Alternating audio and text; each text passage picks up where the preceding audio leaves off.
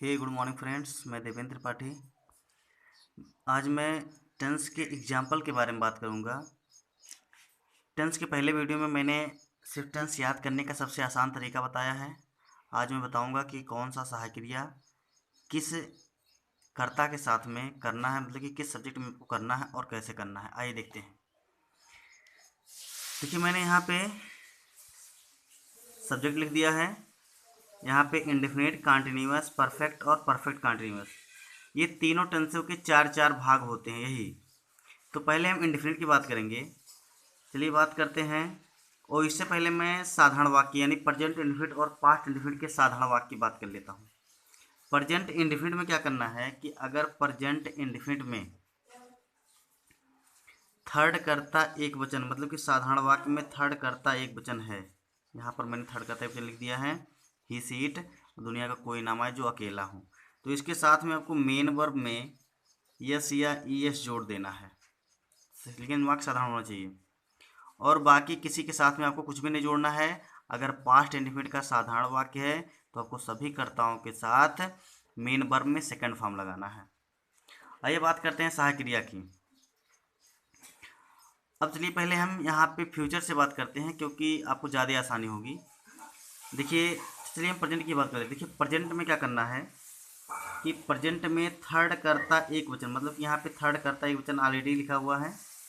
Third कर्ता एक वचन के साथ में आपको यहाँ पे डज सहायक क्रिया लगाना है, डज। और बाकी जितना भी करता है इनके साथ में आपको डू लगा देना है, डू। ये प्रेजेंट की बात हो गई। और पास्ट की बात करें तो जितना भी करता है यानी सभी के साथ में आपको डिड सहायक क्रिया का प्रयोग करना है पास्ट में। और फ्यूचर में फर्स्ट करता आई बी के साथ में आपको सेल लगाना है। मतलब आपको ये याद रखना है कि फ्यूचर टेंस के चारों भागों में, मतलब कि इंडेफिनिट हो, कॉन्टिन्यूअस हो, परफेक्ट हो या परफेक्ट कॉन्टिन्यूअस हो, यानी फ्यूचर टेंस के चारों भागों में अगर आई बी है तो उसके साथ आपको सेल लगाना है। सेल के बाद चाहे बी हो, चाहे हैव हो, चाहे बीन हो, ये तो आपको भी पता चल जाएगा। लेकिन मतलब कि आई बी के साथ में सेल लगेगा, बाकी जितना भी करता है सबके साथ में बिल लगेगा, आपको ये ध्यान में रखना है। तो यानी यहाँ पे सेल हो गया, यानी आई बी के साथ में केवल केवल सेल लगेगा, बाकी सभी के साथ में बिल लगेगा, यानी प्रेजेंट का क्लियर हो गया, मतलब कि इंडेफिनिट का क्लियर हो गया तीनों टेंसों का। अब हम बात करते हैं कॉन्टिन्यूअस का। कॉन्टिन्यूअस में बात करें तो आपको पहले हम प्रेजेंट की बात करते हैं। तो प्रेजेंट में आई के साथ में हमें आई एम जोड़ना है। थर्ड कर्ता सिंगुलर के साथ में इज और प्लूरल के साथ में जो है आर, मतलब कि आई के साथ में एम लगा देना है, थर्ड करता है वचन के साथ में इज, बाकी जितना भी करता है सबके साथ में आपको आर लगाना है। चलिए, ऐसे हम पास्ट की बात करें तो आई आई तथा, मतलब कि आई रहेगा और थर्ड करता एक वचन के साथ में, थर्ड करता एक वचन मतलब कि सिंगुलर के साथ में आपको वाज लगाना है। बाकी सभी कर्ताओं के साथ में आपको वेयर लगा देना है। जितना भी करता है बाकी सबके साथ में आपको वेयर लगाना है। बात करते हैं फ्यूचर की। तो आई बी के साथ में हम क्या करेंगे, सेल बी जोड़ देंगे, सेल बी। तो बाकी जितना भी कर्ता बचता है उनके साथ में हमें बिल बी का प्रयोग करना है। यहाँ पे क्लियर, मतलब कि फ्यूचर मतलब कि फ्यूचर कंटिन्यूअस में आई बी के साथ में सेल बी, बाकी सभी कर्ताओं के साथ बिल बी। पास्ट कंटिन्यूअस की बात करें, आई था थर्ड कर्ता एक वचन के साथ, मतलब आई और थर्ड कर्ता एक वचन, मतलब कि आई ही सी इट राम मोहन सोहन के साथ में वाज लगाना है। बाकी जितना भी करता है सबके साथ में आपको वेयर लगाना है। ऐसे बात करें प्रेजेंट इंडिफिनिट की। प्रेजेंट इंडिफिनिट में प्रेजेंट कंटिन्यूअस की बात करें तो आई के साथ में आई एम, थर्ड करता है के साथ में इज, बाकी जितना भी करता है उनके साथ में हमें आर लगा देना है। चलिए बात करते हैं परफेक्ट की। प्रेजेंट परफेक्ट में आपको सिंगुलर के साथ, मतलब कि जैसे यहाँ पे ये सिंगुलर है तो इस सिंगुलर के साथ, मतलब कि ही सी इट राम मोहन सोहन में, यानी आपको हैज लगाना है, हैज। और सिंगुलर के साथ में हैज, बाकी जितना भी करता बचता है उसके साथ में हमें हैव का प्रयोग कर देना है, हैव का प्रयोग कर देना है। बाकी बात करते हैं पास्ट इंडिफिनिट। पास्ट इंडिफिनिट में जितना भी करता, मतलब कि यहाँ पे जितना भी करता है, पास्ट परफेक्ट की बात करें, जितना भी करता है सबके साथ में आपको हैड लगा देना, हैड, हैड। बस आपको ये नहीं छाड़ना किसी के साथ क्या लगाना है। अब फ्यूचर की बात करें तो फ्यूचर में आई बी के साथ में शैल हैव लगाना है, शैल हैव और बाकी जितना भी कर्ता बचता है उनके साथ में हमें विल हैव का प्रयोग कर देना है। बात करते हैं प्रेजेंट की, यानी प्रेजेंट परफेक्ट कंटिन्यूअस में। तो जैसे जिसके साथ में आपने हैज लगाया, जैसे मैंने परफेक्ट में जिसके साथ आपने हैज मतलब कि थर्ड कर्ता एक वचन के साथ में आपको हैज बीन कर देना है, और जितना भी कर्ता बचता है हैव बीन कर देना है, हैव बीन मतलब कि सहायक क्रिया का प्रयोग करना है। और पास्ट परफेक्ट कंटिन्यूअस में सभी कर्ता के साथ में आपको हैड बीन सहायक क्रिया का प्रयोग करना है। और फ्यूचर में जैसे आपने यहाँ पे शैल हैव किया है, तो फ्यूचर परफेक्ट कंटिन्यूअस में आई बी के साथ में शैल हैव बीन हो जाएगा, यानी शैल हैव बीन हो जाएगा, और अन्य कर्ताओं के साथ में विल हैव बीन। आपको बस ये ध्यान में, हमने आपसे कहा था कि आई बी के साथ में शैल लगेगा, यानी प्रेजेंट में शैल, कंटिन्यूअस में शैल बी, परफेक्ट में शैल हैव, और परफेक्ट कंटिन्यूअस में शैल हैव बीन। ऐसे करके ही आपको देखना है। आपको दोस्तों ये बिल्कुल ध्यान में रखना होगा, तभी हो पाएगा। देखिए हमारा जो नियम है कहता है कि अगर हमारा सब्जेक्ट सिंगुलर है तो वर्ब भी सिंगुलर लेगा, और सब्जेक्ट प्लूरल तो वर्ब भी प्लूरल लेगा। हमने आपको 4 सूत्र बताया था, ये उन 4 सूत्रों को एक एक करके जानते हैं। देखिए पहला सूत्र था सब्जेक्ट वर्ब और ऑब्जेक्ट। यहाँ पे है राम घर जाता है, ये प्रेजेंट इंडेफिनिट टेंस का साधारण वाक्य है।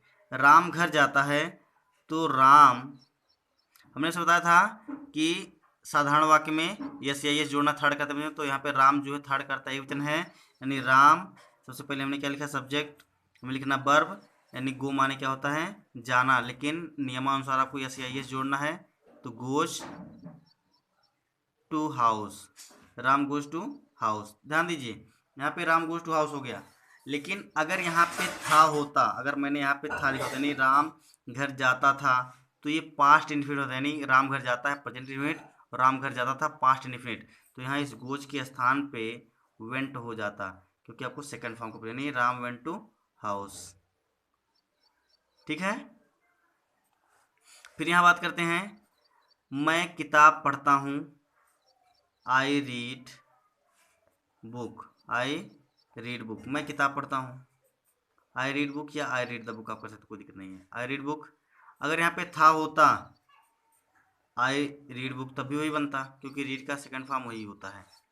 चलिए बात करते हैं सीता गाना सुनती है, सीता गाना सुनती थी, तो सीता सुंग अ सांग, सीता सुंगा सांग। आइए बात करते हैं रमेश घर जाएगा। देखिए हमने इसमें एक इसलिए लिख दिया क्योंकि यहाँ पे प्रेजेंट की बात हो रही है तीनों टेंसों की, तो इसका जो सूत्र है यानी ये सेकंड वाला सूत्र इसमें लगेगा, इसलिए मैंने इसमें एक डाल दिया है। जैसे रमेश घर जाएगा, तो Ramesh will go to house, Ramesh घर जाएगा, Ramesh will go to house. देखिए प्रेजेंट इंडेफिनिट में है, पास्ट इंडेफिनिट में था, और फ्यूचर इंडेफिनिट में गा, ऐसा करके आएगा। सेकंड का यूज देखते हैं, सीता पत्र नहीं लिखती है, तो यहाँ पे हो जाएगा Sita does not write a letter, Sita does not write a letter. अगर यहाँ पे था होता सीता पत्र नहीं लिखती थी, तो इसके स्थान पे हम डिड नॉट का प्रयोग कर देते हैं, यानी Sita did not write a letter. आपको फर्स्ट फॉर्म का ही प्रयोग करना है इसके साथ में। चलिए देखते हैं, मैं घर जा रहा हूँ, I am going home, I am going home. था होता आई वॉज गोइंग होम, मैं घर जा रहा हूँगा, आई शैल बी गोइंग होम, ऐसा करके बनता। बात करते हैं वह अपना काम कर रहा है। देखिए हमने यहाँ पे सूत्र बताया था, सब्जेक्ट आएगा, हेल्पिंग वर्ब आएगा, मेन वर्ब और ऑब्जेक्ट, ऐसे करके ही आ रहा है। वह अपना काम कर, यानी सबसे हम सब्जेक्ट लिखेंगे, यानी ही के अनुसार प्रेजेंट कंटिन्यूअस टेंस है, इज लगेगा, अगर पास्ट होता तो वाज लगता, और होता तो विल भी लगता। इसके बाद में हमें लिखना है मेन वर्ब, हमने साइकिल लिखा मेन वर्ब, यानी करना, यानी वह अपना काम, मतलब कि यहाँ पे डू, इसमें एनजी जोड़ेंगे, डूइंग हो जाए, यानी he is doing his work, यहाँ पे था होता he was doing his work, he will be doing his work अगर फ्यूचर होता तो। आइए बात करते हैं तीसरे सूत्र की। यहाँ पे इंट्रोगेटिव वर्ड है, इंट्रोगेटिव वर्ड सबसे पहले आया है, फिर हेल्पिंग वर्ब है, फिर सब्जेक्ट है, फिर मेन वर्ब, फिर अदर वर्ड है। देखिए यहाँ पे कह रहा है कि सीता कहाँ जाती है। यहाँ पे जो ये कहाँ शब्द है यानी प्रश्नवाची शब्द जो है ये बीच में आया है, तो इसलिए हमें इसका प्रयोग यानी सबसे पहले हमें कहाँ का अंग्रेजी लिखना है यानी वेयर, वेयर। अब हमें क्या लिखना है, सहायक क्रिया डज यानी सीता के अनुसार, where does Sita go, where does Sita go. Sita कहाँ जाती है, सीता कहाँ जाती थी, where did Sita go. Sita कहाँ जाएगी, वेयर, वेयर शैल उन्हें, where will Sita go, where will Sita go. यानी अगर पास्ट होता तो डिड, फ्यूचर होता तो शैल का प्रयोग यहाँ पे हम करते हैं, मतलब शैल नहीं मतलब विल का प्रयोग करते हैं सीता के अनुसार। चलिए देखते हैं रमेश क्यों जा रहा है, रमेश क्यों जा रहा है। तो देखिए यहाँ पर भी क्यों शब्द बीच में आया है, तो व्हाई जा रहा है यानी why is Ramesh, why is Ramesh going, why is Ramesh going, why is Ramesh going. अगर यहाँ पे होता रमेश क्यों जा रहा था, why was Ramesh going, why was Ramesh going. Ramesh क्यों जा रहा होगा, why will be, why will be Ramesh going. देखिए यहाँ पर है अगला, मैं पत्र क्यों लिख चुका हूँ, मैं पत्र क्यों लिख चुका हूँ, यहाँ पर भी क्यों आया है बीच में, तो why have, why have I written, why have I written the letter, I written the letter. देखिए why have I written the letter यानी मैं पत्र क्यों लिख चुका हूँ। अगर यहाँ पे पास्ट होता तो why had I written the letter, future होता तो why shall I be written the, नहीं why shall I have written the letter, ऐसा करके होता। यहाँ पे है तुम 3 बजे से क्यों नाच रहे हूँ, क्यों नाच रहे हो, तुम 3 बजे से क्यों नाच रहे हो। तो यहाँ पे करते हैं सबसे पहले व्हाई, वही चीज़ देखिए यहाँ पे बीच में आया है इसलिए हमें सबसे पहले इंट्रोगेटिव वर्ड ही लिखना है यानी व्हाई हैव यू। हमने आपसे कहा था कि जब हमारी सहायक क्रिया डबल सिलेबल की होगी तो कर्ता को हम बीच में रखेंगे, यानी हैव और बीन के बीच में हमने यहाँ पे कर्ता को रखा यानी why have you been, why have you been dancing, why have you been dancing. 3 बजे से है तो निश्चित समय है since 3 o'clock, since 3 o'clock, since 3 o'clock। Why have you been dancing since 3 o'clock। अगर यहाँ पे पास्ट होता तो यानी हैड यू बीन हो जाता, फ्यूचर होता तो तुम के अनुसार विल यू हैव बीन हो जाता, ऐसा करके आता है यहाँ पे। चलिए बात कर लेते हैं चौथे सूत्र की। देखिए चौथे सूत्र में सबसे पहले सहायक क्रिया आया है, फिर सब्जेक्ट आया है, फिर मेन वर्ब, फिर ऑब्जेक्ट करके ऐसा करके आया है। तो इसमें क्या हुआ कि इसमें जितने भी प्रश्नवाचक वाक्य हैं सबकी शुरुआत जो है, सबकी शुरुआत जो है यहाँ पे क्या शब्द से हुआ है, तो इसलिए हमको यहाँ पे हेल्पिंग वर्ब का ही प्रयोग करना है।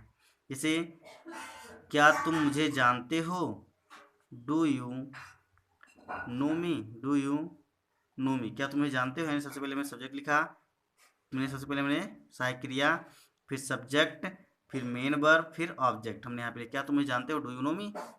देखिए अगर यहाँ पे क्या तुम मुझे जानते थे, अगर ऐसा तो थे तो did you know me, did you know me. अगर यहाँ पे होगा मतलब क्या तुम्हें जानते होंगे, होंगे मतलब यहाँ पे अगर गाता तो will you know me, will you know me. क्या राधा नाच रही है, तो is Radha, is Radha dancing, is Radha dancing. क्या राधा राज नहीं है, अगर था होता तो वाज राधा डांसिंग। अगर जो फ्यूचर होता, फ्यूचर में गागी होता, क्या राधा नाच रही होगी, क्या नाचा, क्या राधा नाच रही होगी, ऐसा क्या था, तो bill Radha B dancing, bill Radha B dancing, ऐसा करके होता। कहते हैं क्या वह घर गया, तो has he gone home, has he gone home, has he gone home, has he gone home. क्या वह घर गया, हैज ही गॉन होम, अगर यहाँ पे था होता, था क्या वह घर गया था, तो हैड ही गॉन होम। होगा होता तो will he have gone home, will he have gone home, ऐसा करके आता। क्या तुम 2 बजे से पढ़ रहे थे, तो यहाँ पे क्या तुम 2 बजे से पढ़ रहे हो, चलिए यानी have you been reading, have you been reading since 2 o'clock, since 2 o'clock, since 2 o'clock। अगर यहाँ पे पास्ट होता तो हैड हो जाता यहाँ पे, यानी क्या तुम दो, अगर मतलब कि यहाँ पे था होता फिर यहाँ पे होगा होता, तब मतलब कि क्या तुम पढ़ रहे होंगे, क्या तुम 2 बजे से पढ़ रहे होंगे, ऐसा करके होता तब। Thanks for watching my video. दोस्तों अगर वीडियो अच्छा लगा हो तो लाइक और सब्सक्राइब करना ना भूलें। धन्यवाद।